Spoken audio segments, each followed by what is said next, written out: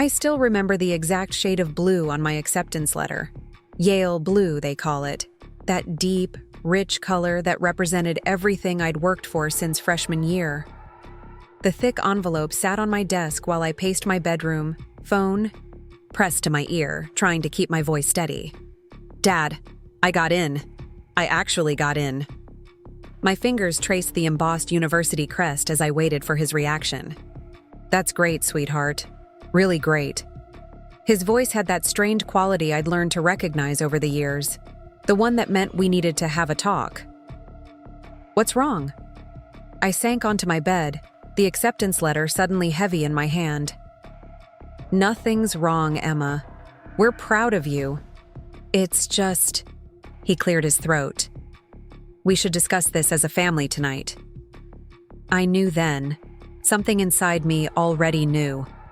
That night, seated at our kitchen table, the same one where I'd studied until 2 a.m. for 4 years straight, my parents explained how the money they'd promised me since childhood, the college fund they'd mentioned in every conversation about my future, had been reallocated.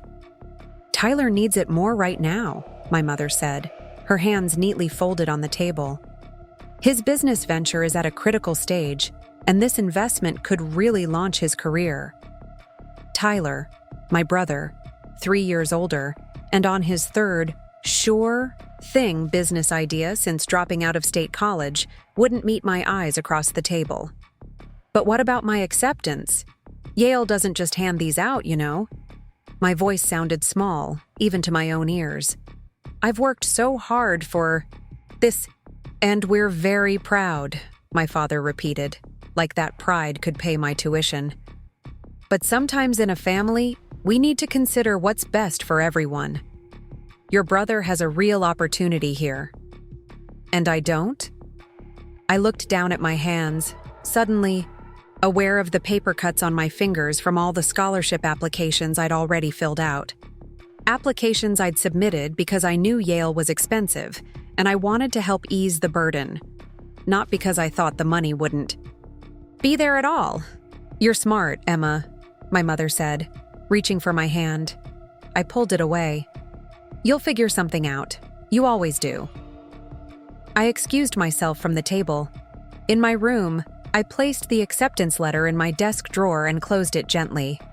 I didn't slam it, didn't crumple the paper, didn't scream. The Mitchell family didn't make scenes. We were practical, level-headed people who made practical, level-headed decisions, like giving my college fund to my brother's protein powder subscription box service.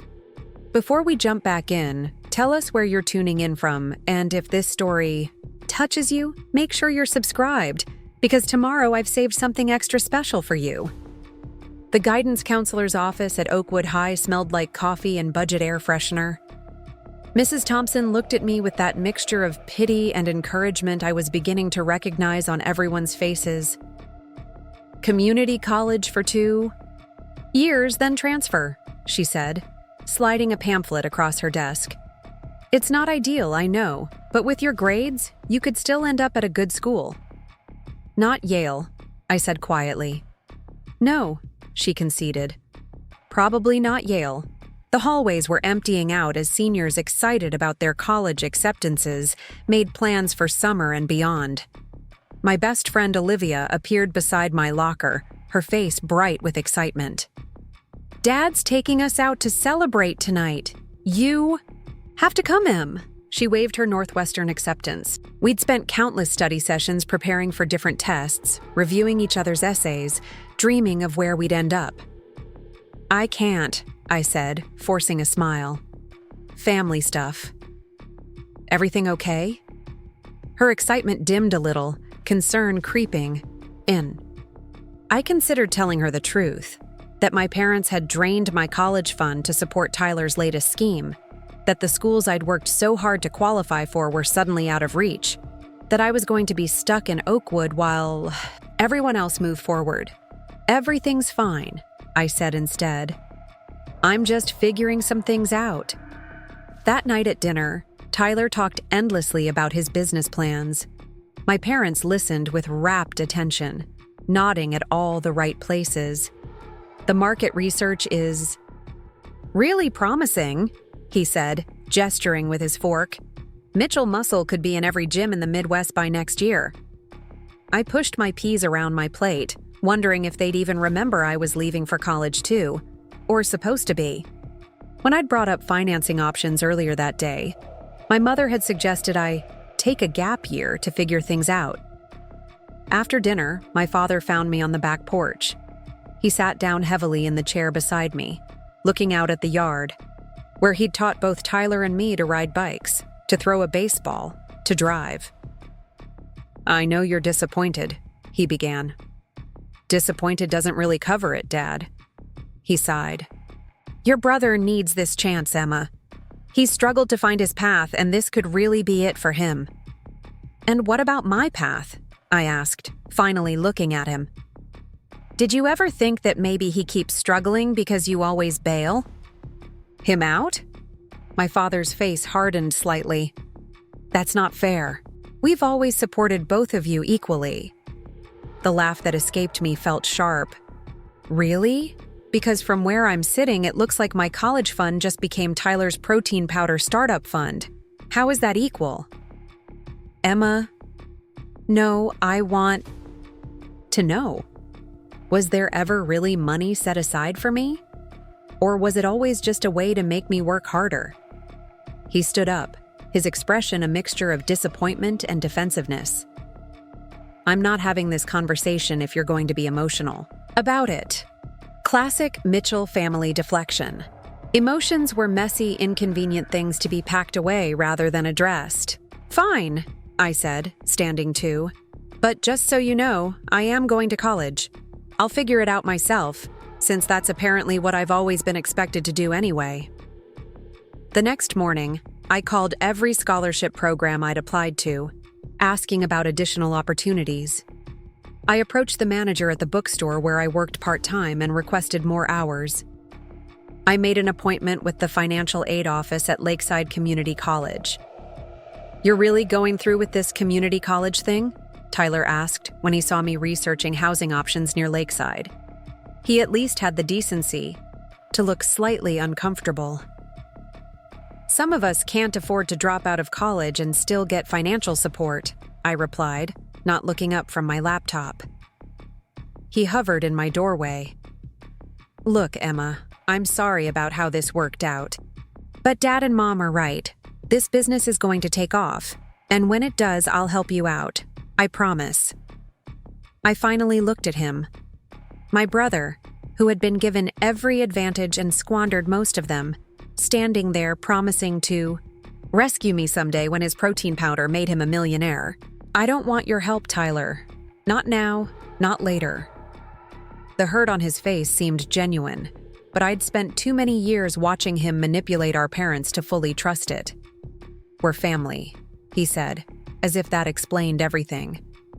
"Exactly," I replied, "and family is supposed to keep their promises." Graduation came and went. My valedictorian speech about perseverance and overcoming obstacles earned me a standing ovation. Afterward, my parents hugged me, told me how proud they were, took the obligatory photos. Aunt Patricia commented loudly about what a shame it was. I wouldn't be going to that fancy East Coast school after all. "Sometimes things work out for the best," my mother said smoothly, steering the conversation elsewhere. Olivia found me after the ceremony, her eyes bright with tears and anticipation. "Promise we'll video chat every week? Northwestern won't be the same without you?" "I promise," I said, hugging her tightly, trying not to feel the sting of what could have been. That summer passed in a blur of double shifts at the bookstore and extra hours tutoring middle school students. My parents seemed surprised when I declined their offer to live at home while attending community college. "It would save you so much money, honey," my mother pointed out reasonably. "I need to do this my way," I told her. The small studio apartment above the used bookstore wasn't much, but it was mine, paid for with my own money. Tyler's business launched with a fancy party at a local gym. I attended out of familial obligation, smiling tightly as relatives congratulated my parents on having such an entrepreneurial son. No one mentioned the fact that his entrepreneurship had come at the expense of my education. Aunt Patricia cornered me by the protein shake samples. "Such a shame about Yale," she said, her voice dripping with the false sympathy I'd come to expect. "But community college can be very practical. And you've always been the practical one, haven't you?" I smiled, thinking of the 3 acceptance letters currently pinned to my studio apartment wall. "Yes, I suppose I have been." What no one in my family knew, what I hadn't told them, was that I'd spent the summer applying to every tech scholarship I could find. My coding skills, self-taught but sharp, had caught the attention of a West Coast program specifically designed for promising students who lacked financial resources. 2 weeks before classes started at Lakeside Community College, I received an email from the Next Gen Tech Initiative offering me a full scholarship to complete my computer science degree at the University of Washington in Seattle, along with a guaranteed internship at one of their partner companies. I sat alone in my small studio, staring at the acceptance email for a long time. Preparing and narrating this story took us a lot of time, so if you are enjoying it, subscribe to our channel. It means a lot to us. Now back to the story. The path ahead wasn't the one I'd planned. It wasn't Yale, wasn't the East Coast education I'd dreamed of, but it was a real opportunity, one I'd earned entirely on my own. When I called my parents to tell them, my mother's first response was, "But Seattle is so far away." "That's kind of the point," I said. "What about your classes at Lakeside? You've already registered," my father pointed out. "I'll withdraw. The semester hasn't started yet." There was a long pause.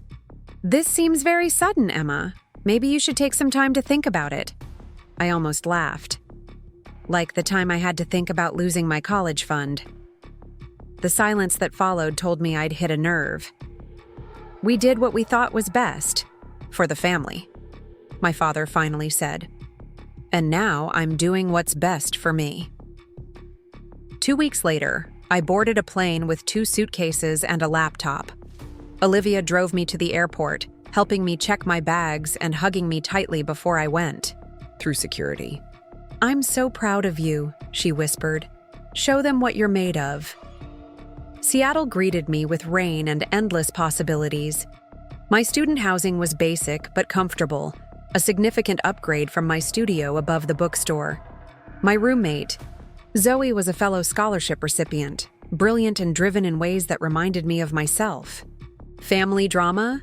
she asked casually on our first night, after I'd mentioned I was from Ohio but offered little else. "You could say that," I replied. She nodded, understanding without pushing. "That's why they invented chosen family." The first semester was a blur of challenging classes, late-night coding sessions, and slowly building a new social circle. Professor Williams, my algorithms instructor, took a particular interest in my work, often staying after class to discuss additional resources or concepts. "You have a natural talent for seeing patterns," he told me after I'd completed an especially difficult assignment. "But more importantly, you have grit. That's much harder to teach." I thought about all the nights I'd spent studying while my friends went to parties, the weekends working at the bookstore instead of relaxing, the years of pushing myself toward a goal that had been pulled out from under me. "Grit was a necessity," I said simply. He smiled knowingly. "The best innovators are the ones who've had to overcome obstacles. Keep that perspective. It will serve you well." While I immersed myself in my new life in Seattle, Tyler's protein powder business struggled. I heard about it in the brief, awkward phone calls with my parents, who seemed increasingly uncomfortable with my independence. "Your brother's having some cash flow issues," my father mentioned during one call. "But we're helping him through it." "Of course you are," I said, unable to keep the edge from my voice. "Emma, we're still your parents. We still want what's best for you." "I know," I said, softening slightly. "But I'm figuring out what that is on my own now." By the end of my first year, I'd secured a competitive summer internship at a rising tech company in downtown Seattle. The position came with a stipend that meant I could afford to stay in the city rather than return to Oakwood for the summer break. When I shared this news with my parents, their reaction was mixed. "We were hoping to see you," my mother said. "It's been almost a year, Emma." "I know, but this opportunity is too good to pass up." I hesitated before adding, "You could always visit me here." There was a pause. "Your brother's business is requiring a lot of attention right now. He's reformulating the product." I bit back the obvious question. How much more money had they poured into Tyler's failing venture? Instead, I said, "Well, the offer stands if you change your mind." They didn't visit. Neither did I. The distance between us grew, measured not just in miles but in diverging life paths. While my family continued their pattern of enabling Tyler's ventures and managing disappointments, I was building something entirely new. The summer internship introduced me to Nate, a brilliant developer who became both my mentor and friend. By the end of the summer, he'd offered me a part-time position during the school year, working on a side project he believed had potential. "It's a risk," he admitted. "But I've seen how you work, how you think. I need someone like you on this." The irony wasn't lost on me. Here was someone willing to invest in my potential, to bet on my future, when my own family had deemed me the safe option who would figure something out on my own. "I'm in," I told him, thinking of Tyler's protein powders gathering dust in my parents' garage. As my junior year began, I found myself juggling classes, my work with Nate, and a growing social life that included Ethan, a graphic designer I'd met through mutual friends. For the first time since the night my parents had revealed they'd given away my college fund, I felt like I was exactly where I belonged. "You never talk about your family," Ethan observed one evening as we walked along the waterfront. "Is that on purpose?" I considered deflecting, as I usually did when the topic arose. Instead, I found myself telling him everything. The years of hard work, the acceptance to Yale, the broken promise, the choice to forge my own path. "That's pretty awful," he said when I finished. "I'm sorry they did that to you." I shrugged, surprised to find the story didn't hurt quite as much to tell anymore. It taught me something important, that I'm capable of more than I thought. "Still," he said, taking my hand, "you deserved better." Those 4 words, so simple, yet so validating, lodged somewhere deep in my chest. You deserved better.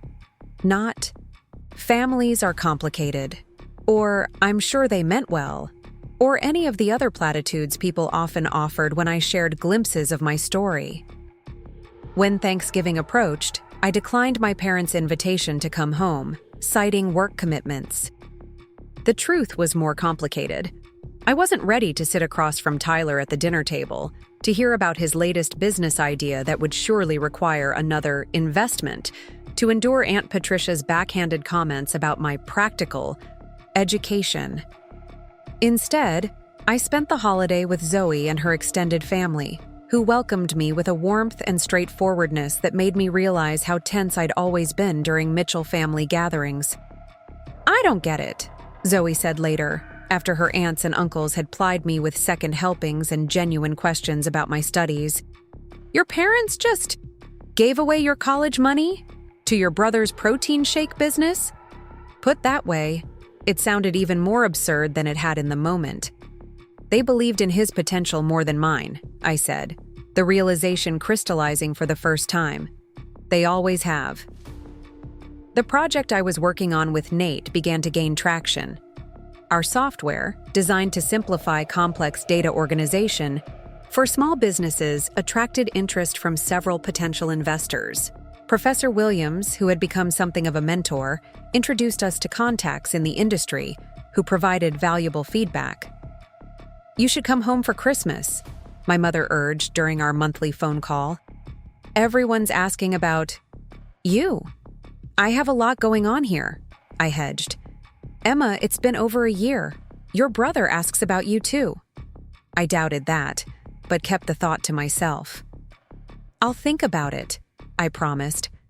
What I didn't tell her was that Nate and I were preparing for our first major investor presentation 2 days after Christmas, or that Ethan and I had been discussing spending the holiday together, exploring the snow-covered mountains outside Seattle instead of returning to our respective families. When I finally declined the Christmas invitation, my father called directly, something he rarely did.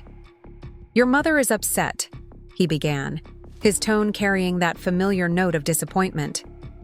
"We haven't seen you in over a year, Emma." "I know, Dad. I'm sorry, but I have commitments here I can't break." "More important than family?" The edge in his voice was unmistakable. I closed my eyes, counted to 3 before responding. "My work is important to me. My life here is important." "And we're not?"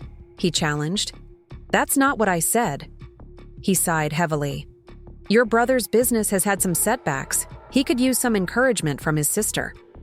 There it was, the real reason for the insistence on my presence. Not because they missed me, but because Tyler needed a cheerleader. "I'm sure he has plenty of encouragement from you and Mom," I said carefully. "That's not the same as having his sister's support. Family sticks together, Emma, through successes and failures." I thought about the night they'd told me my college fund was gone, about how quickly they'd written off my dreams in favor of Tyler's, about how family sticks together had really meant your sacrifices are expected. "I've learned a lot about support systems out here," I said, instead of all the things I wanted to say. "Sometimes they look different than we expect." Christmas in Seattle was nothing like the holidays in Oakwood. Instead of my mother's carefully coordinated decorations and precise schedule of family traditions, Ethan and I spent the day hiking through snow-covered trails, returning to his apartment for hot chocolate spiked with peppermint schnapps. No formal dinner, no uncomfortable conversations, no watching Tyler receive the newest tech gadget while I got practical gifts like socks and planners. "No regrets about skipping family Christmas?" Ethan asked as we curled up on his couch, a movie playing that neither of us was really watching. "Only that I'll have to deal with the fallout," I admitted. My phone had been conspicuously silent all day, which meant my mother was making a point. The missed calls would start tomorrow. "You know, my parents separated when I was 12, Ethan said, his fingers tracing patterns on my arm. "Dad was always comparing me to my older cousin, the star athlete, the natural charmer. Nothing I did measured up." I turned to look at him, surprised by this revelation from someone who always seemed so confident. "What happened?" I asked. "I stopped trying to measure up," he said simply. "Started doing things I actually cared about instead of things I thought would finally earn his approval." I nodded, understanding exactly what he meant.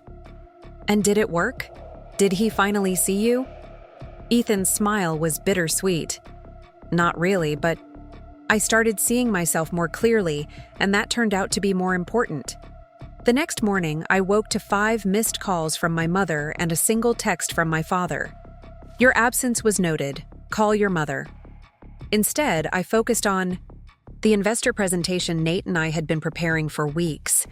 Our software solution, streamlined data organization for small businesses too large for basic tools but too small for enterprise systems, had attracted serious interest from a mid-sized venture capital firm. "Ready to blow their minds?" Nate asked as we set up in the conference room. His confidence had initially intimidated me, but I'd come to realize it was contagious.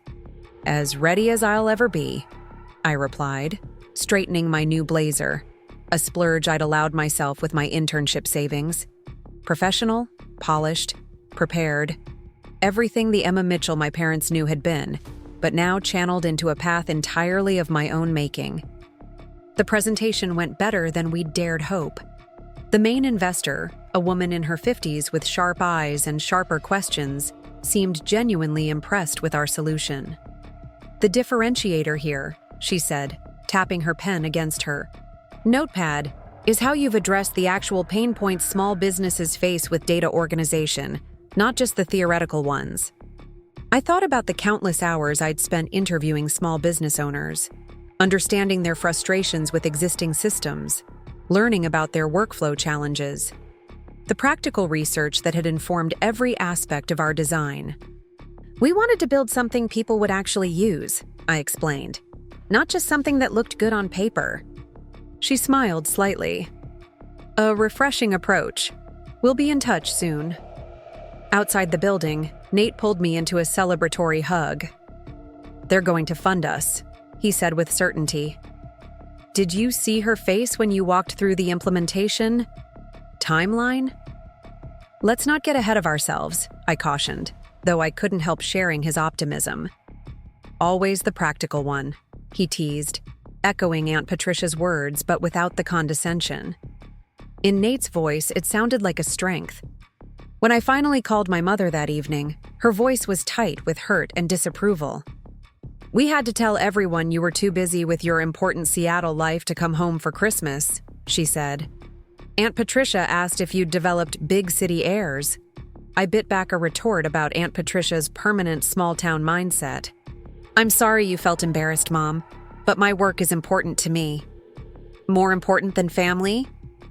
The familiar guilt trip that had worked so effectively throughout my childhood. It's not a competition, I replied, keeping my voice even. How was Tyler's Christmas? The subtle change of subject worked. My mother launched into a detailed account of how Tyler was reassessing his business model after the minor setback with his protein powder line. Apparently, he was now considering a chain of specialized fitness studios. Dad and I have been helping him look at potential locations, she added brightly. I pictured my college fund, and probably a second mortgage on their house, being poured into another of Tyler's ventures. The familiar resentment stirred, but it felt more distant now, like an old injury that still ached occasionally, but no longer limited my movement. That sounds ambitious, I said carefully. Well, you have to take risks to succeed, my mother replied, without a trace of irony. How's your community college going? I hadn't corrected them about my actual educational situation, partly out of stubbornness, partly because I wasn't ready to share my achievements with people who had so thoroughly dismissed my potential. I'm learning a lot, I said truthfully. Actually, Mom, I need to go. I have an early meeting tomorrow. Her sigh carried across 3 time zones. You work too hard, Emma. Always have. The irony of this statement, after years of being pushed, to excel, to achieve, to be the responsible one, was almost too much. Goodbye, Mom. Give my love to Dad. January brought news that changed everything. The venture capital firm wanted to fund our project. Not just a small seed investment, but serious money with the potential for follow-on funding if we met certain milestones. We're doing this, Nate said, his eyes wide as we reviewed the offer letter. We're actually doing this. The terms were better than we'd expected. We'd maintain controlling interest while receiving enough capital to develop the software fully, hire additional developers, and begin marketing to our target customer base. I need to tell Professor Williams, I said, already reaching for my phone.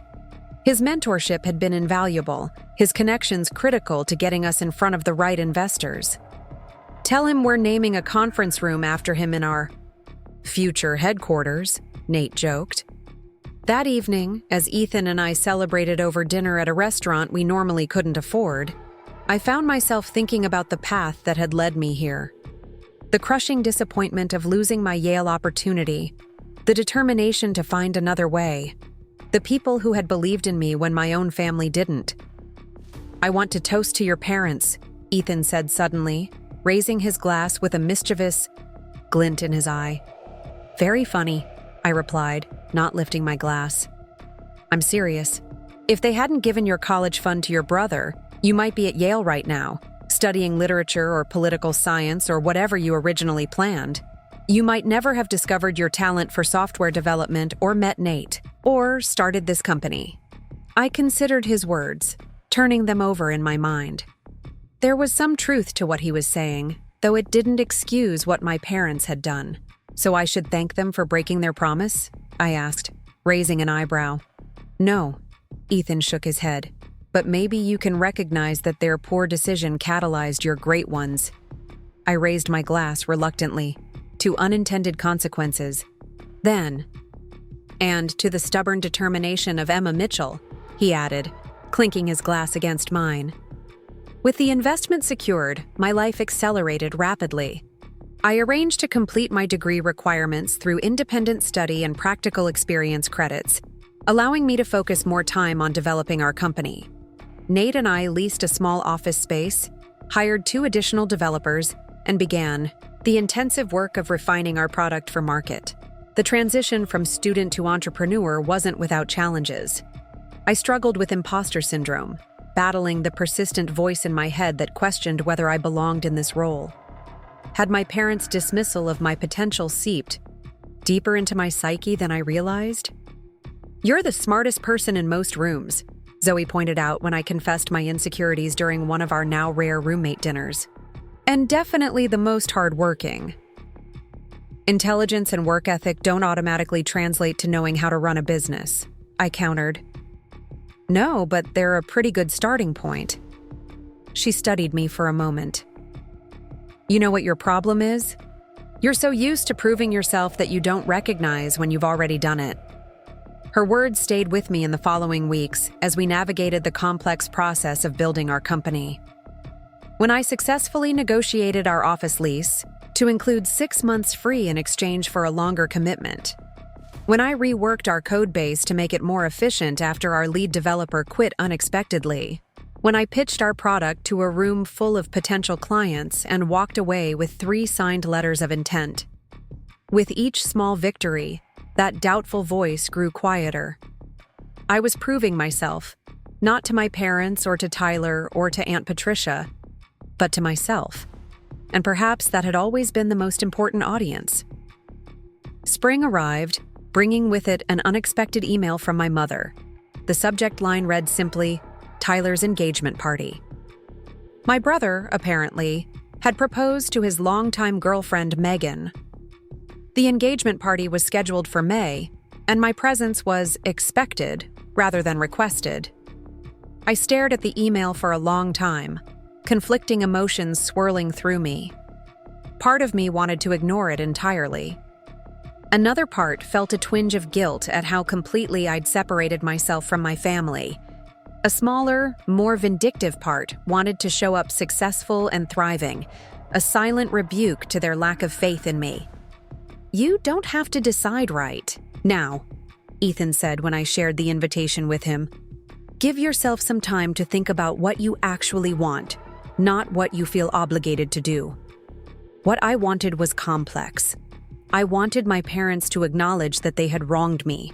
I wanted Tyler to recognize his privilege. I wanted to be seen for who I was, not who they had decided I should be. But I also wanted, in some small corner of my heart, to believe that family connections could evolve and heal. That the people who had known me longest might someday know me best again. In the end, I compromised. I was building a life that reflected my values and priorities, surrounded by people who recognized my worth. The rest would unfold in its own time, on my terms. Launch day arrived with the particular blend of excitement and terror that had become familiar during my time in Seattle.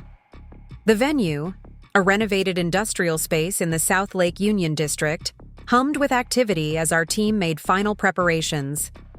Digital displays showcased Bridge Business System's sleek interface, while demonstration stations allowed guests to interact with the software directly. "This is really happening," Nate murmured as we stood slightly apart from the controlled chaos, watching our vision materialize before our eyes. I smoothed the front of my dress, a confident blue that Zoe had insisted brought out my eyes, and took a deep breath. 2 years ago, I was planning to study literature at Yale. Nate grinned. "Literature's loss is software's gain." The event exceeded our expectations. Potential clients engaged enthusiastically with the demonstrations. Investors nodded approvingly at our user metrics, and industry peers asked insightful questions about our development process. Even the tech journalist from the local business journal seemed genuinely impressed, scribbling notes throughout my presentation. Professor Williams arrived early, shaking hands with our team members and beaming like a proud parent. "I knew you. We're building something special," he told me. "But seeing it all come together like this, it's extraordinary, Emma." By the end of the evening, we had verbal commitments from 3 new clients and a waiting list for our beta program that had doubled in length. Nate raised his glass in a toast to our small but mighty team, his voice carrying over the celebratory chatter. "To bridge," he said simply, "and to bridges yet to be built." As glasses clinked and congratulations flowed around me, my phone buzzed in my clutch. A text from Tyler. "Saw your company mentioned in Dad's tech industry newsletter. Congrats." "On the launch. Looks impressive." I slipped the phone back without responding, not ready to shift my focus from this moment, from these people who had believed in our vision from the beginning. Tyler's belated recognition could wait. Tonight belonged to those who had been present, for the journey, not just the destination. The weeks following our launch brought a whirlwind of new challenges. Client onboarding, technical support, bug fixes, feature requests. The reality of running a growing software company proved even more demanding than the path to launch.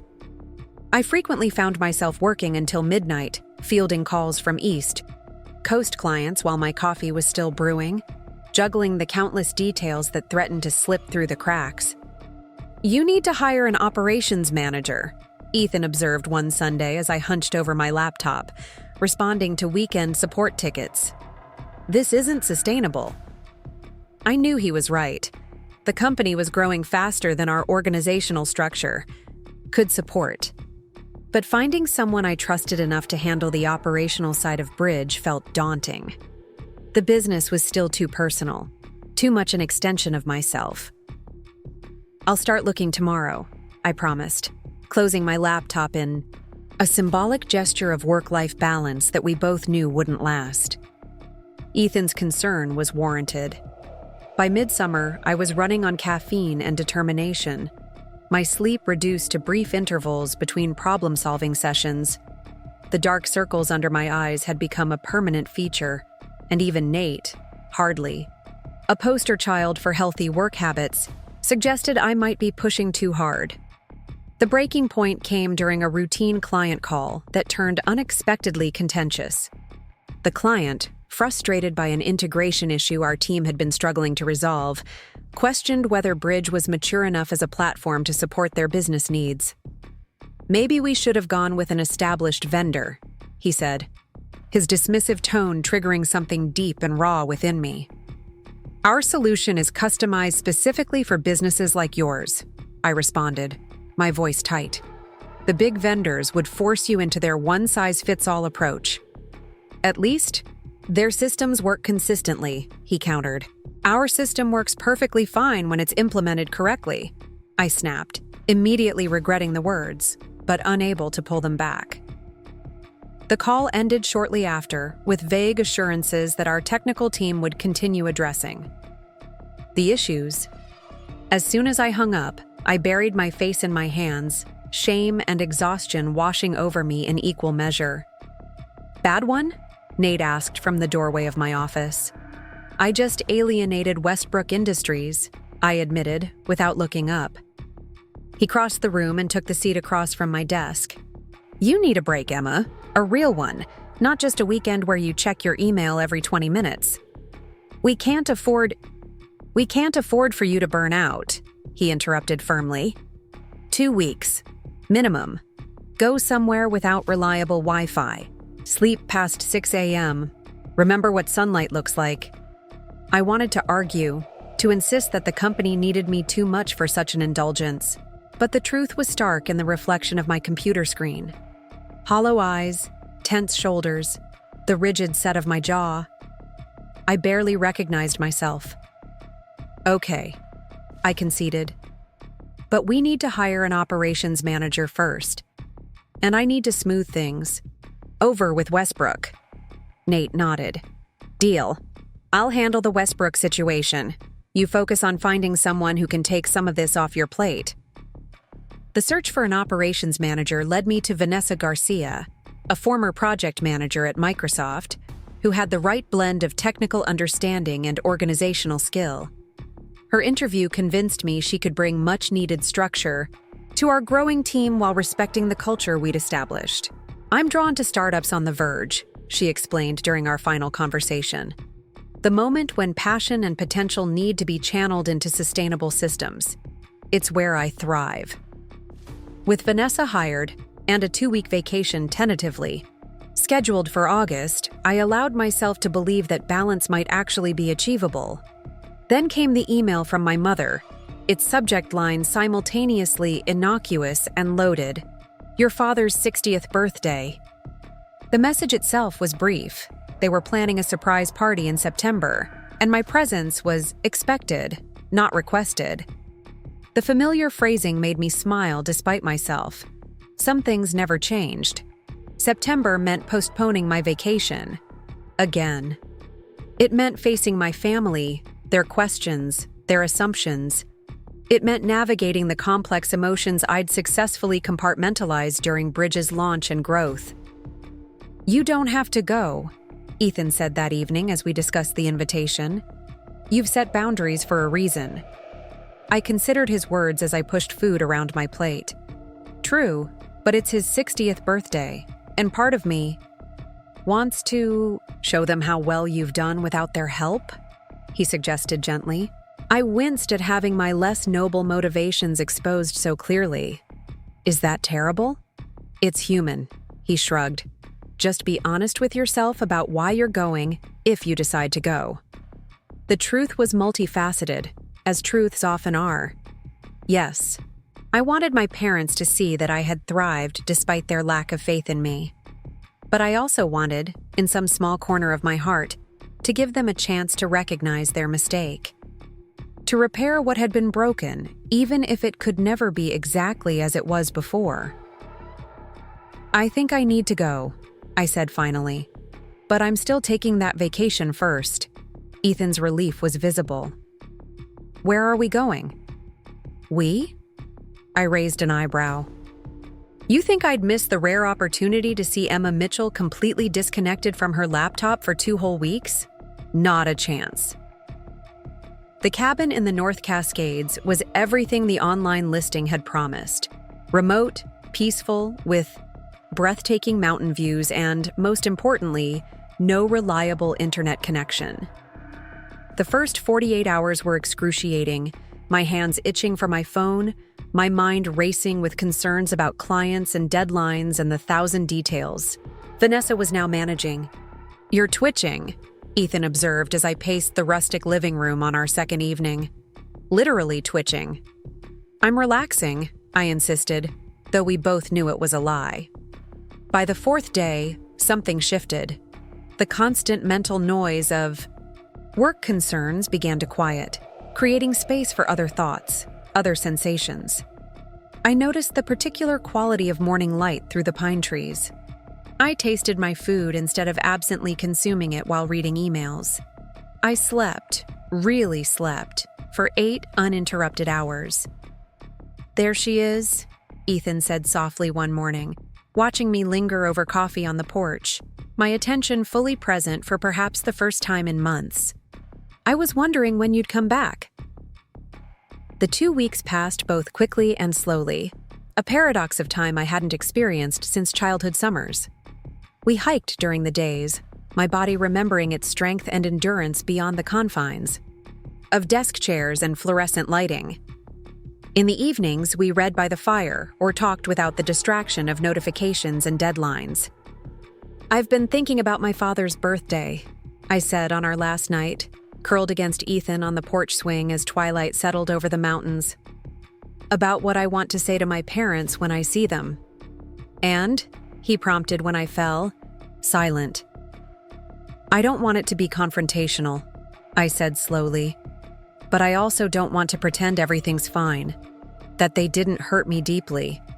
I need to find some middle ground. Ethan's arm tightened around me. You've gotten pretty. Good at finding middle ground. It's kind of your specialty now." The observation made me smile. He was right. Bridge business systems had been built precisely on the concept of finding solutions for those caught between inadequate options. Perhaps I could apply the same principle to this family situation, creating a path that acknowledged past harm without foreclosing future healing. "I think," I said carefully, "I want to give them the chance to know the person I've become, not for their validation, but because that person is someone I'm proud of." Ethan pressed a kiss to my temple. "She should be. She's pretty extraordinary." Returning to Seattle and the rhythm of work was less jarring than I'd feared.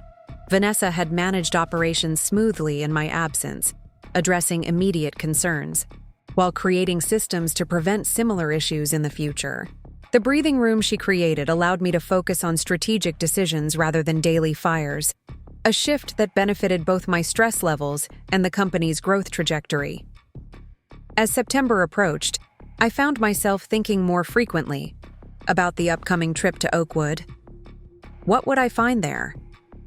How had my parents changed, or not changed, in the nearly 2 years since I'd seen them? What did Tyler's life look like now, after the failure of multiple business ventures? I booked my flight for a long weekend, arriving Friday afternoon and departing Monday morning. Just enough time for the birthday celebration and perhaps some cautious reconnection, not so much that I'd feel trapped if things went poorly. Ethan offered to join me, a gesture I appreciated but ultimately declined. "This is something I need to do on my own," I explained. "But thank you for offering." The weekend before my departure, I received an unexpected call from Olivia, my high school friend who had gone to Northwestern while I rebuilt my plans. "Please tell me the rumors are true," she said without preamble when I answered. "Did you really start a tech company that just got another round of funding?" I laughed, caught off guard by her enthusiasm. "News travels fast in Oakwood, I see. Are you kidding? Your mom mentioned it to my mom at church, trying to sound casual, but practically bursting with pride. The whole town is talking about it." I froze, my coffee mug halfway to my lips. "My mother is proud?" Obnoxiously so, according to my mom. Apparently, she cornered poor Mrs. Thompson in the grocery store to tell her all about your innovative business solution. Those were her exact words. The revelation left me momentarily speechless. In all our brief, stilted conversations over the past 2 years, my mother had never expressed any particular interest in bridge, let alone pride in what we were building. "That's surprising," I managed finally. "Is it?" Olivia's voice softened. I know they hurt you badly with the college fund situation, but they're still your parents. Of course they're proud of you." I wasn't sure it was that simple, but I didn't argue. "I'll be in town next weekend for my dad's birthday. Are you around?" "Absolutely. I need to hear all about this Seattle tech mogul life you're living." The conversation left me unsettled, my carefully prepared emotional stance toward my family suddenly on uncertain ground. If my mother was indeed proud of my achievements, what did that mean for the narrative I'd constructed, the one where they had fundamentally underestimated me, dismissed my potential in favor of Tyler's? The flight to Columbus passed in a blur of conflicting thoughts. I had prepared myself for indifference, for passive-aggressive comments about my absence, for thinly veiled comparisons to Tyler. I wasn't prepared for pride. My mother was waiting at the arrivals area, looking both familiar and strange, slightly grayer, slightly softer, her eyes lighting up when she spotted me in the crowd of deplaning passengers. "Emma!" She wrapped me in a hug tighter and longer than I expected. "Let me look at you." She held me at arm's length, her gaze sweeping over me with an intensity that made me self-conscious. What did she see? The daughter who had left, hurt and angry? The stranger who had built a life 3,000 miles away? Or someone else entirely? "You look wonderful," she said finally. "Tired, maybe? Are you sleeping enough? But wonderful. The familiar concern about my rest habits nearly made me laugh. Some things truly never changed. "It's good to see you, Mom," I said, meaning it despite everything. "How's Dad? Does he suspect anything about the party?" "Not a clue," she assured me as we headed toward the parking lot. "He thinks we're just having a quiet dinner with Tyler and Megan." The mention of my brother brought a fresh wave of uncertainty. I hadn't spoken to him since our brief conversation about tech resources months ago, though he had occasionally liked my LinkedIn updates about Bridge. "How is Tyler?" I asked carefully as we reached the car. "How's married life treating him?" My mother's expression softened. "They're good together. She's very grounded, very practical. Reminds me of you, actually." The comparison surprised me. I had always been positioned as the sensible, responsible Mitchell while Tyler was the dreamer, the risk-taker, the one with big ideas. Had my departure shifted those roles somehow? The drive to Oakwood was filled with my mother's updates about neighbors and family friends, carefully neutral topics that required little from me beyond occasional acknowledgement. It wasn't until we were nearly home that she ventured into more personal territory. "Your father and I have been following your company's progress," she said, her eyes fixed on the road ahead. "The write-up in Tech Innovators was very impressive." I glanced at her, trying to read her expression. "You saw that?" "Of course we did," she replied, sounding almost offended. "We've read everything we could find about Bridge. Your father subscribed to 3 different tech newsletters just to make sure he didn't miss any mentions." The admission rendered me temporarily speechless. I had assumed they knew the basics, that I had co-founded a company, that it was reasonably successful, but not that they had actively sought out information about Bridge's development. "I didn't know," I said finally.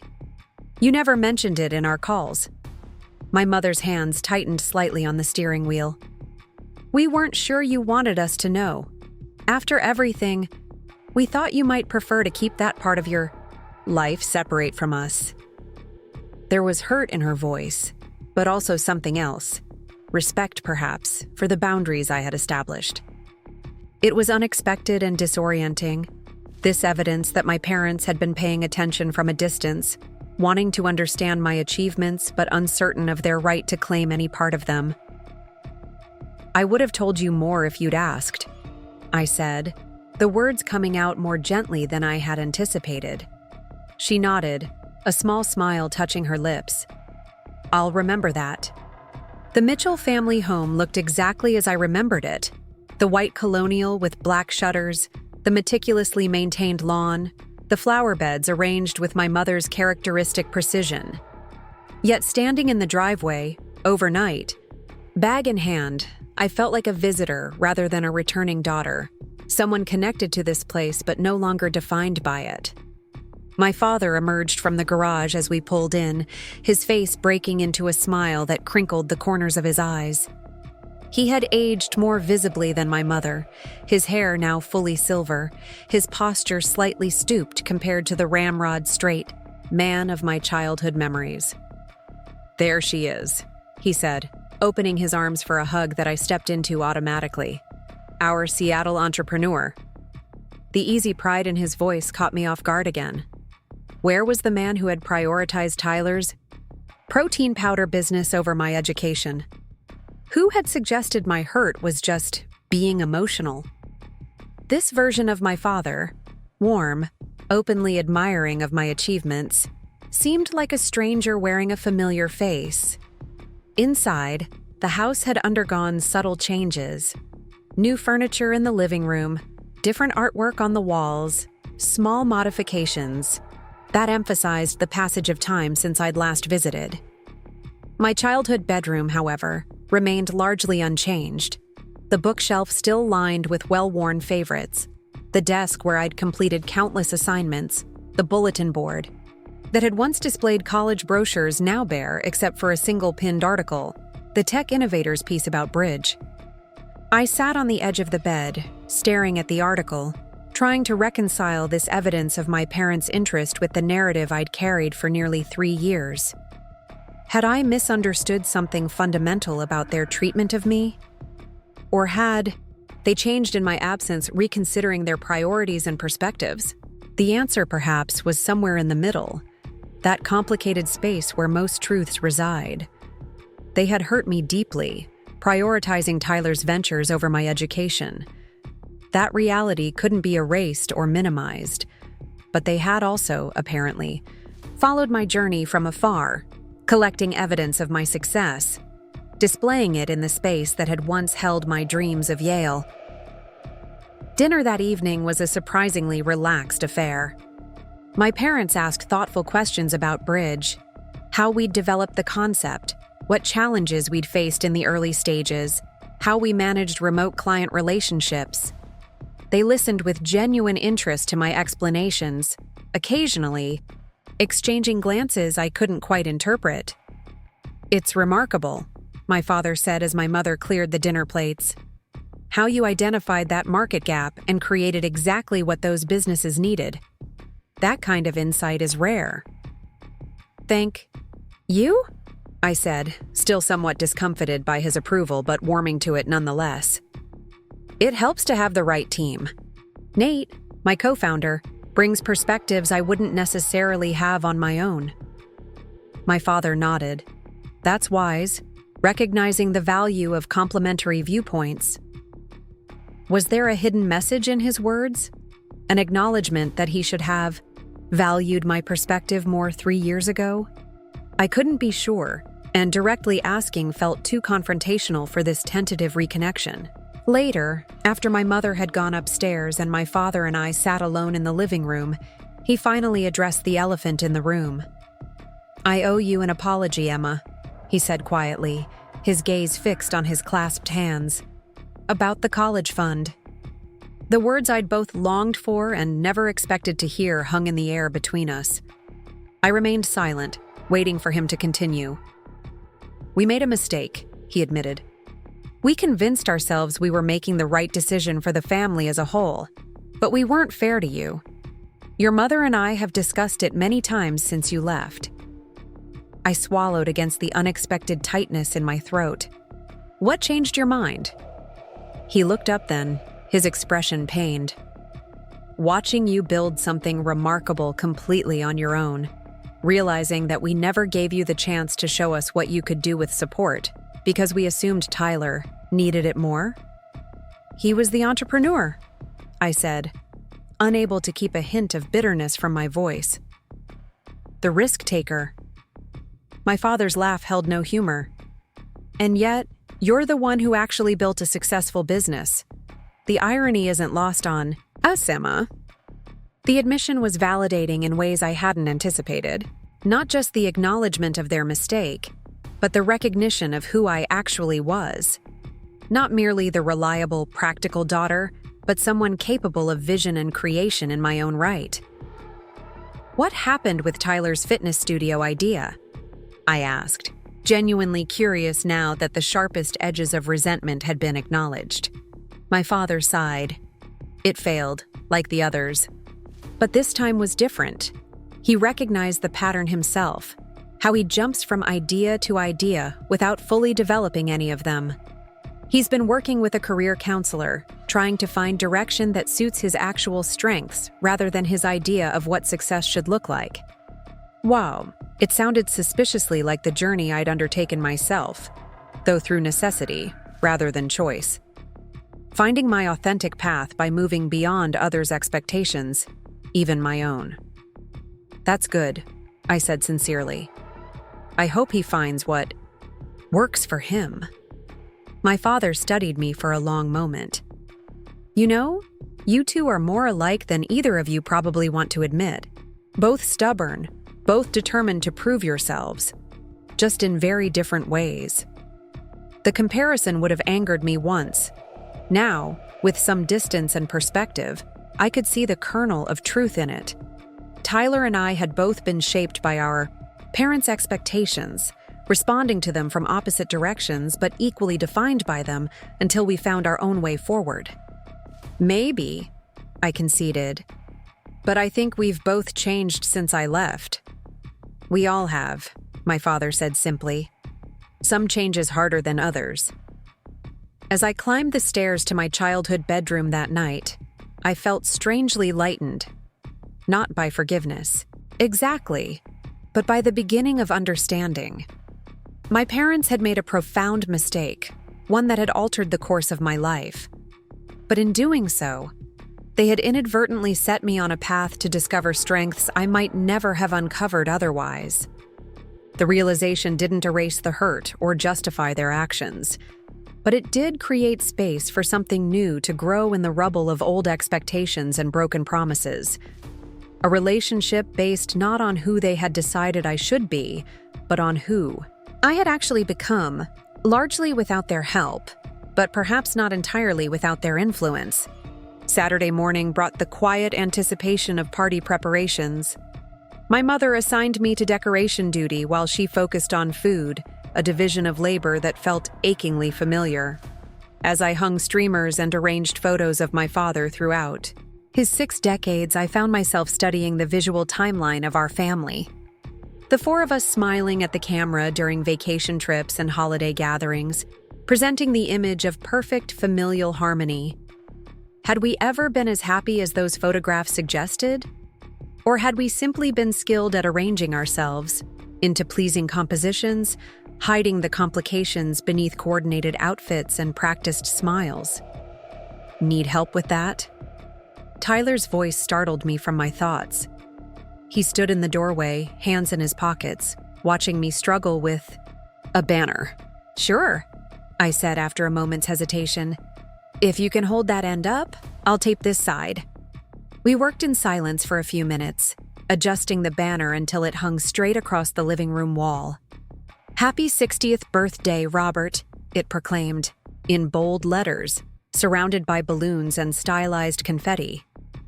"So," Tyler finally broke the silence, "a tech company founder. That's pretty impressive." I glanced at him, trying to gauge his sincerity. "Thanks. It's been an interesting journey." Mom showed me the article from that tech magazine. User interface looks really slick. "We have a good design team," I replied, deliberately redirecting the credit. Tyler shook his head slightly. "You can just accept the compliment, you know. You've built something impressive. I can acknowledge that without it being weird." But it was weird, this new dynamic between us. The golden son who had received every advantage now admiring the achievements of the daughter who had been left to figure things out alone. The reversal felt too sharp, too stark to navigate smoothly. "How are things with you and Megan?" I asked, changing the subject. "Mom says you're good together." His expression softened. "She's the best thing that ever happened to me. Keeps me grounded, you know? Makes me think things through instead of just jumping at every shiny idea." "That sounds healthy," I said, meaning it. "She's actually the one who suggested I talk to that career counselor, said maybe I needed to figure out what I actually wanted instead of what I thought I should want." He adjusted a balloon that had started to droop.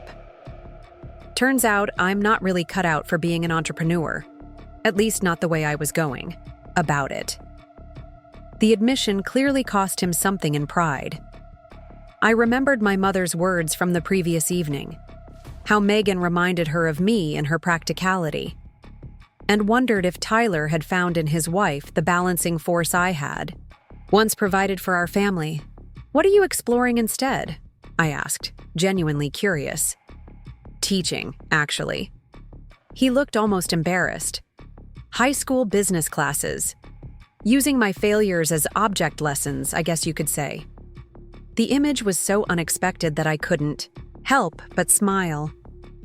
"That's surprisingly perfect for you. You always did love explaining things." "Is that a nice way of saying I talk too much?" he asked, but he was smiling too. "Maybe a little of both." For a moment, I glimpsed the easy rapport we had shared as children, before parental expectations and resource allocation had driven a wedge between us. It wasn't forgiveness exactly. The harm done was too significant for that. But perhaps the beginning of a new kind of understanding. The doorbell interrupted our tentative reconnection. Tyler glanced at his watch. That'll be Megan. She's coming early to help with the food. I nodded, returning to the photo arrangement I had been working on. I should finish this before guests start arriving. As Tyler left to answer the door, I found myself studying a particular photo more closely. My high school graduation, the four of us posed on the front lawn, my valedictorian medal gleaming in the sunshine. I remembered that day clearly. The pride mingled with anticipation. The future stretched before me like an unmarked map. I had no idea then how soon that map would be redrawn, how completely my expected path would dissolve beneath my feet. Would I go back and change it if I could? The question struck me with unexpected force. If someone offered me a way to rewind time, to receive my college fund as promised and attend Yale as planned, would I take it? The Emma in that graduation photo would have said yes without hesitation. But now, the path that had seemed like a devastating detour had led me to Bridge, to Ethan, to a version of myself I wasn't sure would have emerged in the halls of an Ivy League institution. Hey! A woman's voice pulled me from my thoughts. You must be Emma. I'm Megan. I turned to find Tyler's wife watching me with friendly interest. She was petite, but carried herself with quiet confidence, her handshake firm when I offered my hand. Nice to finally meet you, I said. Sorry I missed the wedding. Totally understandable, she replied easily. Seattle to Ohio is a haul, and Tyler mentioned you were in the middle of launching your company. The simple acknowledgement of my legitimate reasons for absence, rather than an accusation of prioritizing work over family, was refreshing.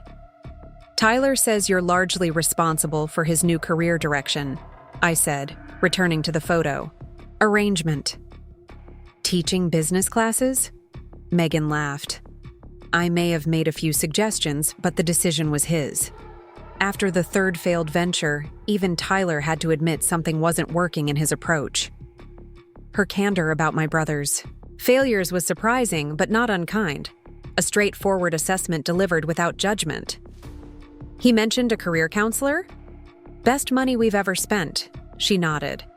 Helped him separate his actual strengths from this idealized image he had of being the next big entrepreneur. Turns out explaining things to people is what he's really good at, and what he enjoys most. I thought about all the times Tyler had enthusiastically pitched his latest business idea, how animated he became when describing his vision, how he lit up with the possibility of it all. Perhaps Megan was right. His talent had always been in the communication rather than the execution. That makes a lot of sense, actually, I said. Megan studied me for a moment. You know, he talks about you differently now, since your company took off. There's this new respect in his voice when he mentions you. The observation hit a vulnerable spot. Had I wanted Tyler's respect all along? Had my resentment been partly fueled by his dismissal of my capabilities, his assumption that his ventures deserved investment while mine didn't warrant consideration? That's good to know, I managed. I should help your mom in the kitchen, Megan said, seeming to sense my discomfort. But I'm glad we finally got to meet, Emma. Tyler's always said you were the smart one in the family. As she walked away, I found myself reevaluating yet another piece of the complicated Mitchell family dynamic. Had Tyler actually acknowledged my intelligence all along? Had he perhaps even felt intimidated by it, compensating with grand plans and charismatic pitches for the attention our parents so readily gave him? The possibility that our dysfunction was more complex than simply parents favoring a son over a daughter was unsettling. It complicated the narrative I had constructed, the clean lines of victim and villain blurring into something messier and more human. By late afternoon, the house was filled with guests celebrating my father's 60th birthday. Colleagues from his accounting firm, longtime friends from the neighborhood, extended family members I hadn't seen in years. I circulated, as expected, answering polite questions about Seattle and my work, deflecting the occasional pointed comment about my extended absence. So you're the tech genius we've been hearing about, My father's brother, Uncle David, cornered me by the drink table. "Your dad won't shut up about that company of yours. Bridge something?" "Bridge Business Systems," I supplied, torn between surprise at my father's apparent pride and discomfort with the exaggeration. "And I'm hardly a genius, just identified a market need and developed a solution." "Always the modest one," he chuckled.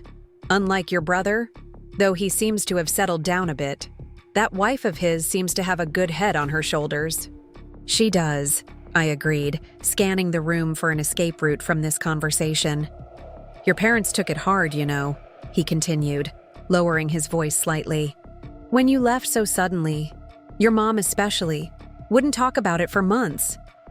The comment caught me off guard. I didn't leave suddenly. I got a scholarship to the University of Washington. It was a great opportunity. Uncle David raised an eyebrow. "Sure, but after that whole mess with the college money and Tyler's business, well, it felt like you were making a point." I was making a point, I thought, but didn't say. The point that I could succeed without their support, that their lack of faith in me wouldn't define my future. I was doing what was best for my education and career, I said instead. Of course, he backpedaled slightly. "And it certainly worked out well for you. Just saying it was tough on your parents, that's all. They've always been so proud of you." The claim struck me as revisionist history at best. If they had been so proud of me, why had they diverted my college fund to Tyler's doomed venture? Why had they dismissed my hurt as being emotional? Why had they expected me to simply figure things out on my own while continuing to bail out my brother time and again? But arguing the point with Uncle David would accomplish nothing beyond creating awkwardness at what was supposed to be a celebration. So I nodded non-committally and excused myself when Aunt Patricia appeared with her own arsenal of thinly veiled criticisms disguised as concern. I found temporary refuge in the kitchen, where my mother was arranging canapés on a serving platter with characteristic precision. "Need help?" I offered, grateful for the purposeful task. "You could take the spinach puffs out when you go back," she suggested. "How's it going out there? Anyone cornered you with uncomfortable questions yet?" The knowing tone in her voice made me glance up sharply. "Uncle David was just telling me how proud you and Dad have always been of me. Even when I left suddenly, after the college fund situation." My mother's hand stilled on the platter. "Families have selective memories sometimes. It's easier to remember things the way we wish they had happened." The simple acknowledgement of this truth, that our family, like most, reconstructed its history in more flattering terms, was unexpected and strangely validating. "So you didn't tell everyone how proud you were of me while simultaneously giving my college fund to Tyler?" I asked, the words more pointed than I had intended. She met my gaze directly. "No, Emma, I didn't. I was focused on supporting Tyler's dream because it seemed more immediate, more tangible than your academic plans. I told myself you would be fine no matter what because you always had been," she sighed. "It was unfair, and I've had a lot of time to think about that unfairness since you left." The admission hung between us, neither accusation nor excuse but simply truth. I had been punished for my capability, my self-sufficiency taken for granted, while Tyler's dependency was rewarded with continued support. "I appreciate you saying that," I said finally. "Your father and I have talked about it many times," she continued, returning to her meticulous arrangement of appetizers. "About how differently we treated you and Tyler, how much we took your resilience for granted." "What changed?" I asked, genuinely curious. "Why the recognition now?" She considered the question for a moment. "Watching you build something remarkable, entirely on your own, was part of it, but also, your absence created space for reflection. When you were here, it was easy to maintain the family dynamic we had established. With you gone, the patterns became more obvious. It was a surprisingly insightful observation from a woman I had often considered too enmeshed in family politics to see them clearly." "Tyler's different too," I noted. more grounded. My mother smiled slightly. Megan's influence largely. She doesn't indulge his more impulsive tendencies the way we did. And frankly, the way you did too. Before I left. I did? The suggestion caught me off guard. Oh, Emma. Her expression softened.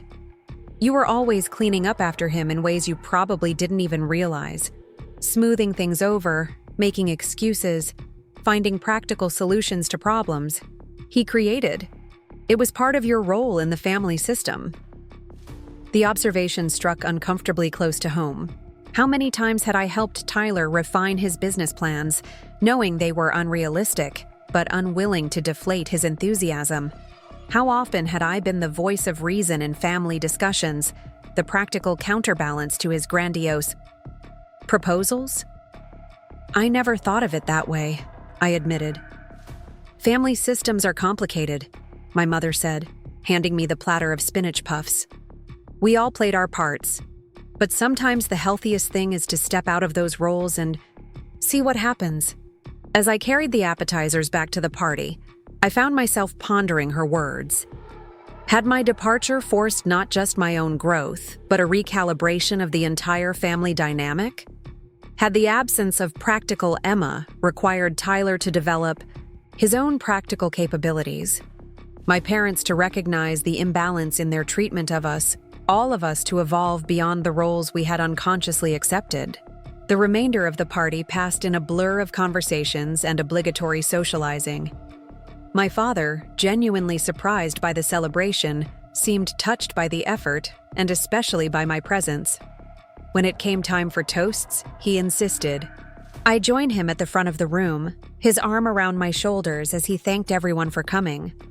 Having both my children here is the best gift I could ask for, he said, his voice thick with emotion that seemed genuine. Especially my daughter, who has made the long trip from Seattle where she's busy running her own company. The pride in his voice was undisguised, a public acknowledgement of my accomplishments that would have meant the world to me 3 years earlier. Now, it produced complicated feelings: appreciation for the recognition, wariness about its sincerity, uncertainty about whether it represented genuine change or simply a revisionist narrative constructed to ease family discomfort. Later, as guests began to depart, I found myself alone with my father in his study, the room where we had once had countless conversations about my future, about college applications and career aspirations, before the night when everything changed. Thank you for coming, Emma, he said, settling into his leather chair with a glass of birthday scotch. It meant a lot to me, and to your mother. I nodded, perching on the edge of the sofa across from him. It was good to see everyone. Interesting to see how things have changed. Some things more than others. He studied me over the rim of his glass. You've built something remarkable out there in Seattle, something entirely your own. Yes, I agreed simply. I've been following Bridge's progress since the beginning, you know. Read everything I could find about your company, your approach, even subscribe to tech investor newsletters to keep up. This confirmation of what my mother had claimed the previous day still surprised me. You never mentioned it in our phone calls. He looked down at his drink. I wasn't sure I had the right. After what happened with the college fund, well, I thought you might not want my interest or opinions about your business. The admission revealed a vulnerability I hadn't expected from my father, uncertainty about his place in my life, awareness that his actions had damaged our relationship in ways that might not be repairable. I would have told you about it if you'd asked, I said, echoing my response to my mother in the car. I know that now, he nodded. Your mother and I have had a lot of conversations about how we communicate, or don't communicate, with you and Tyler, about the different expectations we set for each of you. And? I prompted when he fell silent. And we got a lot of things wrong, he admitted, meeting my gaze directly. We enabled behaviors in Tyler that weren't serving him well. We took your capabilities for granted. We made decisions that prioritized his dreams over yours because they seemed more fragile. The assessment was surprisingly clear-eyed, free from the defensiveness that had characterized our last significant conversation before I left for Seattle. "Why didn't you see that then?" I asked, the question emerging from some still injured part of me. When I tried to explain how unfair it was to give him my college fund? My father sighed heavily, because admitting it would have meant facing some uncomfortable truths about our parenting, about the different standards we held you to. It was easier to dismiss your objections as emotional than to recognize the legitimate inequity in how we treated you. The candor was startling, so different from the deflection and rationalization that had characterized our previous discussions of the college fund decision. "I appreciate your honesty," I said finally. "It's long overdue," he acknowledged. "And it doesn't undo the harm caused. But I hope it might be a starting point for rebuilding some trust between us." The olive branch was offered without conditions or expectations, simply an opening, should I choose to accept it. 3 years ago, I might have rejected it outright. Too raw from the original wound to consider reconciliation. But the distance, both geographical and emotional, had created space for perspective. "I'd like that," I said carefully. "Though it will take time." He nodded, relief visible in the relaxing of his shoulders.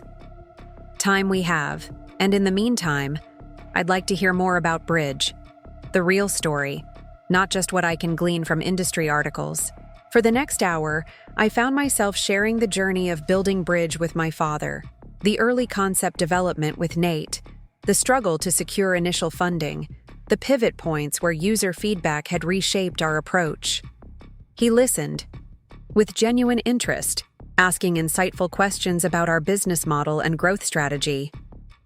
"You know," he said when I finished, "this thing you've built reflects exactly who you've always been. Practical but innovative. Detail-oriented but able to see the big picture. Finding elegant solutions to complex problems." The assessment was startlingly accurate, and notably free from comparison to Tyler or reference to family expectations. He was seeing me clearly, perhaps for the first time in years. "Thank you," I said, surprised by how much the recognition meant even now. "I'm so proud of you, Emma," he continued, his voice rough with emotion. "Not just for what you've accomplished, but for how you've accomplished it, on your own terms, with integrity and determination." The words I had longed to hear for so long landed with unexpected weight. I had told myself I no longer needed my parents' approval or admiration, that I had moved beyond seeking their validation.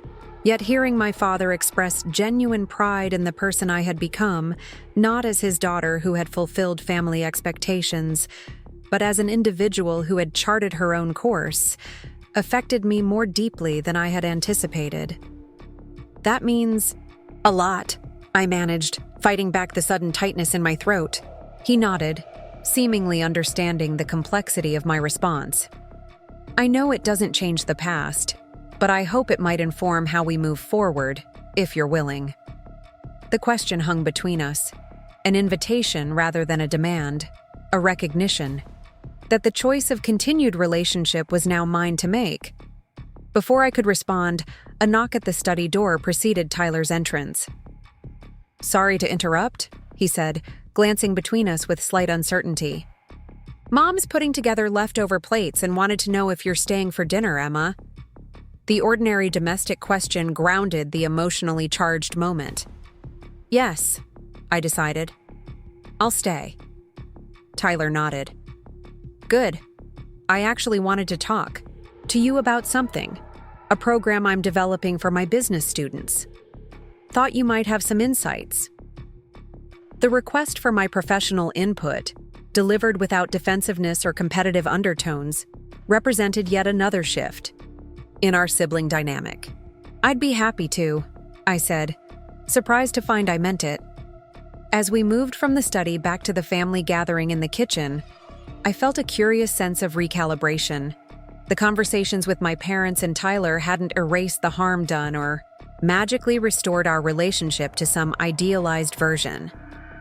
but they had created opening for a new kind of connection. One based on who we actually were, rather than the roles we had previously occupied in the family system. My mother looked up as we entered the kitchen, her expression cautiously hopeful. "Everything okay?" "Getting there," I replied, the simple phrase acknowledging both the progress made and the distance still to travel. Her smile was understanding. "That's all any of us can ask for, I suppose." As we settled around the kitchen table, serving dishes and resuming conversation, I realized that my mother was right. Family healing, like most significant change, rarely happens in dramatic moments of reconciliation. It emerges gradually through small gestures, honest conversations, willingness to see beyond established patterns. The Mitchell family gathered around this table was not the same one I had left 3 years ago. My parents were more reflective, less certain of their perspectives. Tyler was more grounded, less dependent on external validation. And I was more secure in my identity, less defined by family dynamics and expectations. We were, all of us, works in progress, navigating the complex terrain between past hurts and potential healing, between necessary accountability and possible forgiveness. The path forward wasn't clear or simple, but for the first time since that devastating night when my college dreams collapsed, it felt like a path worth exploring. Morning light filtered through the curtains of my childhood bedroom, casting familiar patterns on walls that had witnessed my highest aspirations and deepest disappointments. I sat at the edge of the bed, coffee warming my hands as I contemplated my final day in Oakwood before returning to Seattle. Yesterday's conversations with my parents and Tyler had left me feeling strangely unsettled, not in the angry, defensive way I'd anticipated, but with a more complex emotional landscape I was still trying to navigate. My phone buzzed with a text from Ethan. "How's it going? Family driving you crazy yet?" I smiled, appreciating his concern but uncertain how to summarize the weekend's revelations. "Not crazy exactly," I replied. "More like recalibrating. We'll call you tonight with the full story." A gentle knock at the door interrupted my thoughts. My mother appeared in the doorway, already dressed for church, though it was barely 8 o'clock. "Morning," she said. "I thought you might want to join me for breakfast before everyone else wakes up. Your father and Tyler could sleep until noon if we let them." The invitation to private conversation felt deliberate, a chance to continue.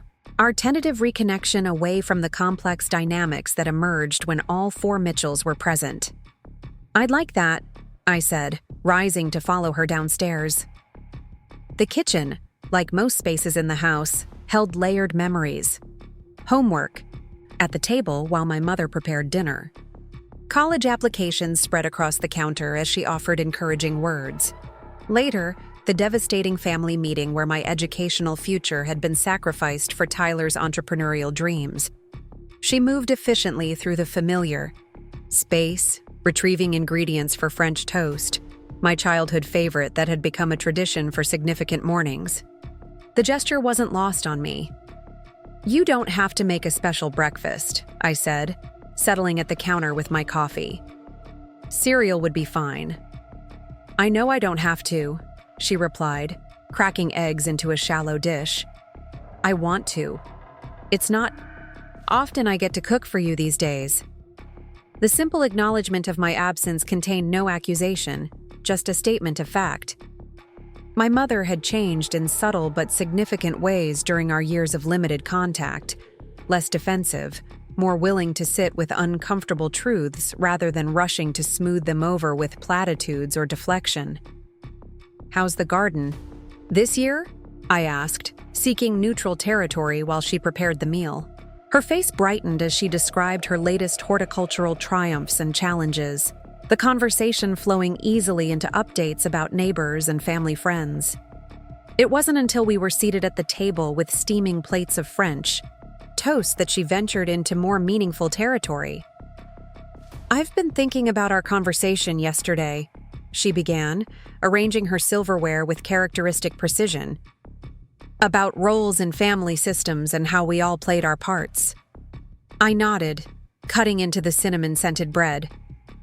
It was an insightful observation. What I didn't say, she continued, was how much I regret my role in establishing those patterns. The way I encouraged your practicality while indulging Tyler's grand ideas. The different standards I held you to. The direct acknowledgement of her contribution to our family's dysfunction was unexpected, so different from the careful deflections and rationalizations that had characterized our previous attempts at discussing these issues. What made you recognize it? I asked. She considered the question, fork poised midair. After you left, the imbalance became more obvious. Without you here managing so many details and being the reliable one, we had to confront the reality that we'd placed unfair burdens on you while making endless allowances for Tyler. The admission was validating in a way that our previous conversations hadn't quite achieved. A clear recognition not just that a mistake had been made with the college fund, but that it had been part of a larger pattern of inequity. That couldn't have been comfortable to realize, I observed. It wasn't, she agreed. Parenting failures rarely are, but necessary, I think, for any of us to move forward in healthier ways. I thought about Bridge, how our best innovations had often emerged from acknowledging flaws in our initial approach, how growth required honest assessment of what wasn't working. I appreciate your candor, I said. It helps me understand what happened in a different light. She reached across the table to briefly touch my hand, a gesture of connection she had rarely initiated since I was young. I want you to know that your father and I are genuinely proud of what you've built, Emma. Not just the company, though that's remarkable, but the life you've created for yourself. The person you've become. The words settled over me like a warm blanket, soothing a hurt I had carried for so long I'd almost forgotten it was there. Not quite healing it completely, but acknowledging its legitimacy in a way that created space for something new to grow. Thank you, I said simply. We finished breakfast talking about lighter matters, her book club's latest selection, my favorite Seattle restaurants, neutral topics that allowed us to enjoy each other's company without the weight of past grievances. It felt like the beginning of a new kind of relationship. Not the automatic closeness of mother and daughter, but something more consciously constructed between two adults who were choosing to know each other again. After breakfast, I decided to take a walk through the neighborhood, partly to enjoy the autumn colors that Seattle rarely displayed so vibrantly, partly to process the continued evolution of my perspective on family matters. The streets were quiet on Sunday morning, most residents either still asleep or attending one of Oakwood's numerous churches. My path took me past familiar landmarks that had once defined my world, the elementary school where I'd first discovered my academic aptitude, the public library where I'd spent countless weekend hours, the park where Tyler and I had played as children before expectations and competition had complicated our relationship. Near the high school track, I encountered Mrs. Thompson, my former guidance counselor, walking her corgi. She recognized me immediately, her face lighting up with genuine pleasure. "Emma Mitchell, what a wonderful surprise!" she exclaimed, closing the distance between us with remarkable speed for a woman in her 60s. "I've been following your success from afar. That software company of yours is making quite a splash in the business world." I smiled, touched by her enthusiasm and the fact that she had bothered to track my progress. "Thank you. It's been an exciting journey, though not exactly the one we planned in your office 4 years ago." Her expression turned thoughtful. "The best journeys rarely follow the maps we draw at the outset. I remember how devastated you were about Yale, falling through. But look at what you've created instead." The simple observation reflected what I had been contemplating throughout this visit home, how a devastating setback had ultimately redirected me toward something I might never have discovered otherwise. "It's strange how things work out sometimes," I acknowledged. "Not strange," she corrected gently. "Instructive. Life has a way of revealing our true strengths through unexpected challenges." We chatted for a few more minutes about Bridge and her continued work with Oakwood students before parting ways with genuine warmth. As I continued my walk, her words lingered in my thoughts. Life has a way of revealing our true strengths through unexpected challenges. The college fund disaster had indeed revealed capabilities I hadn't known I possessed: resilience, adaptability, entrepreneurial instinct, the courage to forge an entirely new path. Would I have discovered those qualities if everything had gone according to plan? If my parents had fulfilled their promise and I had attended Yale as expected? There was no way to know for certain, but the question itself represented a significant shift in my perspective. From viewing the college fund incident solely as a betrayal to recognizing it as a painful but ultimately transformative catalyst. When I returned to the house, I found Tyler in the kitchen making coffee, his hair rumpled from sleep, his expression cautious when he spotted me. "Morning," he offered. "Mom said you already had breakfast." I nodded, pouring myself a glass of water. "French toast. Your favorite, too, as I recall." "Some things never change," he agreed with a small smile. "Did you enjoy your walk?" Mom said. "You went exploring the old neighborhood." The simple exchange felt significant, an attempt at normal sibling interaction without the undercurrents of resentment and competition that had characterized our relationship for years. "I ran into Mrs. Thompson by the high school," I said, settling at the counter while he prepared his coffee. "She mentioned she's been following Bridges' progress." Tyler nodded. "A lot of people around here have. You're something of a local success story, you know. The Oakwood girl who went west and built a tech company." The observation surprised me. I had assumed my achievements were largely unknown or unacknowledged in my hometown, overshadowed by more traditional measures of success or dismissed as somehow less significant than if I had followed my original path. "I had no idea," I admitted. "Dad keeps copies of every article about Bridge in his desk drawer," Tyler continued, stirring cream into his coffee. "Shows them to anyone who'll listen. It's actually kind of embarrassing how proud he is." The revelation touched something deep within me, the part that had always longed for my father's approval, that had been so deeply hurt by his dismissal of my dreams in favor of Tyler's ventures. "I didn't know that either," I said quietly. Tyler leaned against the counter, studying me over his coffee mug. "There's a lot we don't know about each other anymore, Em. 3 years is a long time to communicate mainly through holiday cards and occasional phone calls." The simple truth of this statement hung between us. Not an accusation, but an acknowledgement of the distance that had developed, and perhaps a question about whether we wanted to bridge it. "You're right," I agreed. "A lot has changed for both of us." "For the better, I think," he offered tentatively. "At least for me. I needed to fail a few times on my own to figure out what I actually want versus what I thought I should want." I considered his journey, from the golden sun with every advantage to someone who had finally confronted his limitations and found a more authentic path forward. "The teaching position suits you," I said sincerely. "It plays to your actual strengths." "That's what Megan says." His expression softened at the mention of his wife. "She's helped me see myself more clearly, less idealized, but more real."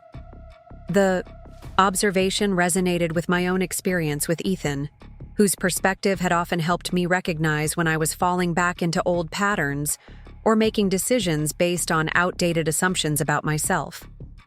"That's valuable," I acknowledged. "Having someone who sees you accurately but still chooses you." Tyler nodded, a moment of genuine understanding passing between us. "Listen, about the college fund." I raised a hand to stop him. "We don't need to rehash that now." "No, I think we do," he insisted gently. "Not to reopen old wounds, but because I never properly acknowledged how unfair it was. How much it must have hurt you." The directness of his approach was new, so different from the Tyler who had avoided difficult conversations and uncomfortable truths. "It did hurt," I admitted, deeply. Not just losing the money, but feeling like my dreams were somehow less valuable than yours. He winced visibly, I should have spoken up. Should have told Mom and Dad it wasn't right to take your college fund for my protein powder idea. I knew it wasn't fair, but I was so caught up in my own plans that I rationalized. The acknowledgement of his complicity in the situation, offered without defensiveness or excuses, surprised me. It was the most mature conversation we had ever had about the incident that had fundamentally altered both our paths. I appreciate you saying that, I said finally. It helps. I can't change what happened, he continued, but I can tell you that I genuinely admire what you've built, Emma. Not just professionally, but personally. The way you've created a life entirely on your own terms. It's inspired me to think differently about success. The sincerity in his voice was unmistakable, the admiration free from the competitive edge that had often colored our interactions. Thank you, I said, finding myself unexpectedly moved by his words. Your journey has been significant too. Finding a path that actually fits who you are instead of who you thought you should be, that takes courage. He smiled slightly. Maybe that's the lesson for both of us. That the detours can lead to better destinations if we're willing to actually see what's in front of us instead of clinging to the original map. The insight echoed Mrs. Thompson's earlier observation, suggesting that perhaps Tyler had undergone his own form of awakening through his repeated failures and subsequent redirection. Maybe so, I agreed. We fell into an easier conversation then, sharing updates about our respective lives without the careful editing and self-protective distancing that had characterized our limited communication over the past 3 years. He told me more about his teaching position, his plans for bringing real-world business lessons into the classroom. I shared stories about Bridge's early challenges, the learning curve of managing a growing team, the satisfaction of seeing our solution make a tangible difference for clients. By the time my father joined us, yawning and reaching for the coffee pot, something had shifted between Tyler and me. Not a complete healing of old wounds, but a conscious step toward a new kind of sibling relationship based on mutual respect rather than comparison or competition. The remainder of the day passed peacefully. Sunday dinner with just the 4 of us, conversation flowing more easily than I had experienced in years. My flight back to Seattle wasn't until early evening, allowing for a leisurely family meal that felt notably different from past gatherings, less performative, more authentic in both connection and acknowledgement of continuing differences. As the time approached to leave for the airport, my father insisted on driving me, creating an opportunity for one final conversation before my departure. I've been thinking about something, he said, as we loaded my overnight bag into his car. A way to make a concrete gesture beyond just words of apology. I glanced at him questioningly as we settled into the front seats. Your mother and I would like to invest in Bridge's next funding round, he continued, if you're open to that possibility. The offer caught me completely off guard. Dad, that's not necessary. Bridge is doing well financially. We don't need— It's not about need, he interrupted gently. It's about belief, about demonstrating that we believe in your vision, your capability, that we value what you're building. The symbolism of the gesture wasn't lost on me, my parents choosing to invest in my venture after having diverted my college fund to Tyler's failed business. It represented a concrete acknowledgement of the earlier inequity and an attempt to rectify it, at least in part. I appreciate the thought, I said carefully, but I'd need to discuss it with Nate and our existing investors. There are considerations beyond just the family dynamics. He nodded, accepting the reasonable boundary. Of course, just something to think about. As we drove through familiar streets toward the highway that would take us to the airport, found myself reflecting on the weekend's many revelations, my parents' surprising awareness of their role in our family dysfunction, Tyler's evolution toward greater self-knowledge and responsibility, my own shifting perspective on the event that had once defined my sense of family betrayal. You know, my father said after a comfortable silence, watching you build Bridge from scratch has made me reconsider some of my fundamental assumptions. About what? I asked. About paths to success. about what constitutes real achievement. He kept his eyes on the road, but his voice carried genuine reflection. I always believed in the traditional routes, prestigious degrees, established career trajectories. It's how I approached my own life, how I guided you and Tyler. I nodded, remembering his emphasis on top schools and recognizable credentials throughout my childhood and adolescence. But you've shown me something different, he continued. You've built something meaningful completely outside that prescribed path, something that reflects your unique vision and strengths. The observation touched on exactly what Bridge represented to me, not just a business success, but a validation of my capability to forge an authentic path beyond external expectations or traditional markers of achievement. It wasn't the journey I planned, I acknowledged, but I've come to value it precisely because it's truly mine. Every step, every decision, every pivot point, they all reflect choices I made based on my own judgment, not someone else's template, for success. My father nodded, a small smile touching his lips. That's a powerful legacy, Emma. More meaningful than any credential or institutional affiliation could be. The simple recognition of what I had built, not just a successful company, but a life defined by authentic choices rather than external validation, felt like the closure I had been seeking, perhaps without fully realizing it. At the airport, our goodbye was brief but genuine. My father hugged me tightly, then stepped back with clear emotion in his eyes. "Thank you for coming," he said simply. "It meant more than you know." "I'm glad I came too," I replied, surprised by how much I meant it. It was clarifying in ways I didn't expect. He nodded, understanding the complexity behind my words. "Safe travels! And Emma, I hope it won't be so long before your next visit." The invitation was offered without pressure or guilt, simply an opening, should I choose to accept it. "I'll try to make it back for the holidays," I said. Not quite a promise, but more than I had been willing to offer in years. As the plane lifted off, carrying me back to the life I had built in Seattle, I found myself reflecting on the curious journey that had brought me to this point.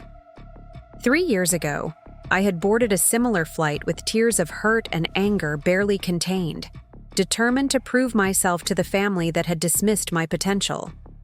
Now, I was returning to Seattle with a more nuanced understanding of both, my family and myself. The hurt hadn't disappeared completely. Some wounds leave permanent marks, but it no longer defined my identity or directed my choices. I had proven my capability not just to my parents or to Tyler, but more importantly, to myself.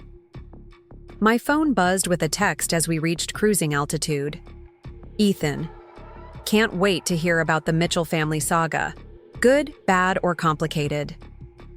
I smiled, appreciating how well he understood the nuances of family dynamics. "Definitely complicated," I replied, "but in ways that feel like progress." Another text arrived moments later, this one from Nate, with a very different focus. "Meeting. With potential Series B investors moved to Wednesday. They're very interested in our healthcare module expansion." The juxtaposition of messages seemed fitting. One foot in the family history that had shaped me, one firmly planted in the future I was actively creating. Both significant, both requiring attention and care, but neither defining me completely. As Seattle appeared below, the familiar landscape of water and mountains coming into view, I felt a sense of completion that had eluded me since that devastating night at the kitchen table years ago. Not because all wounds had healed or all family dynamics had been perfectly resolved, but because I now understood something crucial. The greatest achievement wasn't proving my worth to those who had doubted it, but recognizing that worth for myself regardless of external validation.